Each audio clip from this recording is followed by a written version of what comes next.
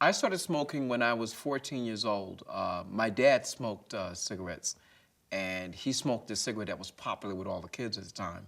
So I would go and sneak a cigarette or two out of his pack and smoke them. And it was absolutely horrible, but it was cool. And at some point, I had got an apartment, and I was so proud of this apartment because it was nice for what I could get, you know. And my father was helping me move some stuff over, and he was having trouble carrying. It still bothers me to say this, but he's having trouble carrying this wicker chair upstairs, you know. And in a very short period after that, he was gone, and it was sort of devastating to me, him dying, because I had been taught that he was this, you know, man of men. No man is as great as your dad. And to see him just reduced like that, it was almost like we got to find out what did this. And it wasn't something you discussed. It was just something like, why? You know, what could do this to that kind of man?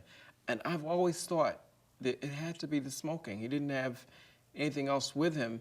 But toward the end, the doctors had told him that he couldn't smoke anymore. He was having a lot of trouble breathing, and he just lost all of his energy. He still had his looks, but you didn't see him, you know, parading around in tank tops and no shirt and everything anymore. You saw him dressed and everything, you know. But it wasn't like age. It was just all of a sudden.